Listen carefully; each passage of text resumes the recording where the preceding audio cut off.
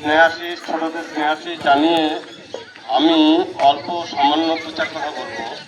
কারণ তোমরা সবাই জানো যে আজকে আমাদের স্পোর্টস এমনিতেই দেরি হয়ে গেছে, টাইমটা অনেকটাই চলে গেছে। তারপরে সাথে সাথে আমরা যে নিজেরাই একটা সংবিধান মেনে যে শুভেচ্ছা এই প্রজাতন্ত্র দিবসের, এবং সকলকে এবং স্কুল কর্তৃপক্ষ সকলকে আমি ধন্যবাদ জানাই আমাকে কিছু বলার জন্য, মাইক্রোফোনটা তুলে দেওয়ার জন্য ধন্যবাদ।